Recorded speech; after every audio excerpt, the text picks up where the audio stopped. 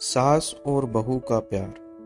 गांव से दूर शहर में रह रहे बड़ा बेटा और बहू कई दिनों से मुझे दिल्ली आने को बोल रहे थे, लेकिन इनके यहाँ से चले जाने के बाद परिवार के लोगों ने मुझे बताया था कि गांव का घर तेरा अपना है, इसे मत छोड़ना। वैसे भी तेरी बड़ी बहू बहुत गुस्से वाली है, तुम दोनों की नहीं बनेगी। और इसलिए उनके पास वहां जाने की मेरी हिम्मत नहीं हो रही थी। और ऐसा भी नहीं था कि यहाँ मेरा छोटा बेटा और बहू मुझे प्यार से रखते थे। सच्चाई तो ये थी, छोटी बहू तो कभी ठीक से बात भी नहीं करती थी।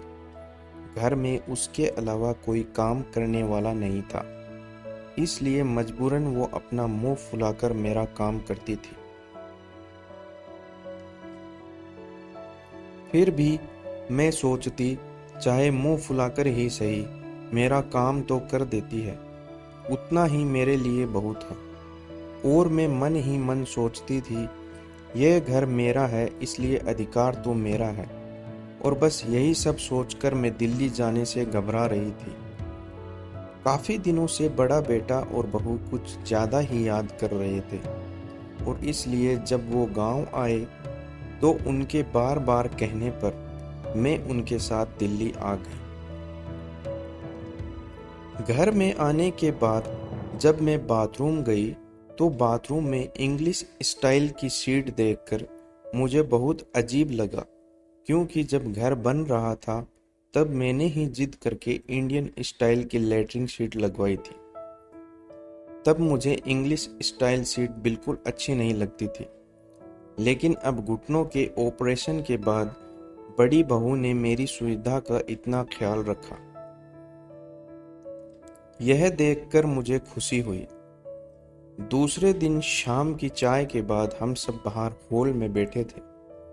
तब कविता, मेरी बड़ी बहू ने कहा, मम्मी जी, आज हम सब मॉल घूमने चलते हैं, आप तैयार हो जाइए। यह सुनकर मैंने कहा, नहीं बेटा, मैं घर पर ही ठीक हूँ, तुम सब लोग जाओ।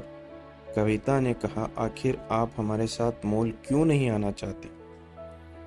कविता को इतना रिक्वेस्ट करता देख बेटा भी बीच में बोल पड़ा, यदि मम्मी नहीं आना चाहती तो रहने दो ना। यह सुनकर कविता ने कहा, आप रहने दीजिए, आपको किसने कहा हम दोनों के बीच में बोलने को? बेटा मुंह बनाकर चला गया। कविता ने फिर कहा, प्लीज मम्मी जी चलिए। मैंने कहा, देख बेटा, 70 साल की उम्र में मैं जल्दी जल्दी चल भी नहीं पाती हूँ, और मेरी वजह से तुम लोगों को भी धीरे धीरे चलना पड़ेगा। ऐसे में तुम सबका मजा भी किरकिरा हो जाएगा।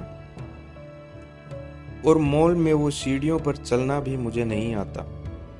यह सब सुनकर कविता ने कहा, जब आपके बच्चे छोटे छोटे पैरों से तेज नहीं चल सकते थे, तब आप भी उनके साथ धीरे धीरे ही चलते थे।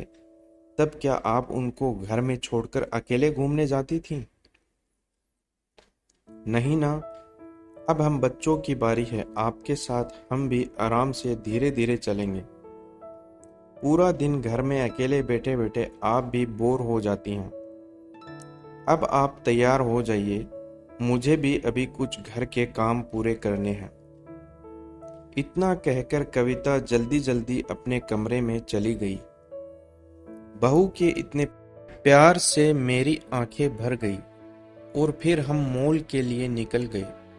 मॉल में जाने पर मैंने देखा, ग्राउंड फ्लोर पर ज्यादा कुछ नहीं था।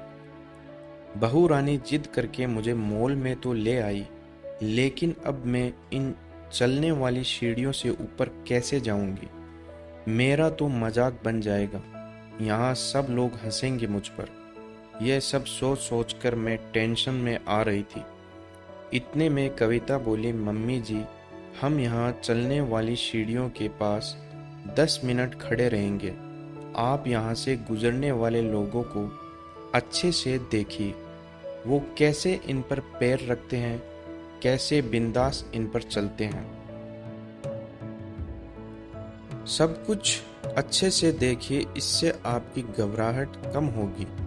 मैं वहां से आने वाले लोगों को अच्छे से देखने लगी। मुझे किसी के भी चेहरे पर थोड़ा सा भी डर नहीं दिखा।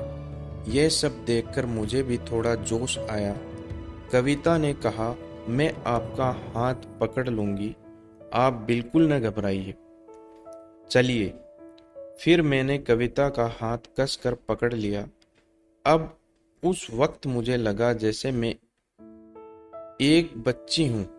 जैसे ही हमने सीढ़ी पर पैर रखा, मैं थोड़ी सी हिली, फिर बहू का हाथ पकड़ने से जल्दी संभल गई और कुछ ही पल में मैं ऊपर पहुंच गई। पहले जब मैं इन सीढ़ियों को टीवी पर देखती तो सोचती, क्या मैं भी कभी इन सीढ़ियों पर चढ़ पाऊंगी? मुझे कौन ले जाएगा मॉल? मैं मेरे साथ कौन चलेगा? धीरे धीरे आज वो सपना हकीकत में पूरा हो गया और मैं मन ही मन ऊपर वाले से प्रार्थना करने लगी कि काश कविता जैसी बहू ईश्वर सबको दे। दोस्तों, आपको ये कहानी कैसी लगी कमेंट करके ज़रूर बताइएगा। चैनल को सब्सक्राइब ज़रूर कीजिएगा, वीडियो को लाइक और अपने दोस्तों के साथ शेयर ज़रूर कीजिएगा। धन्यवाद।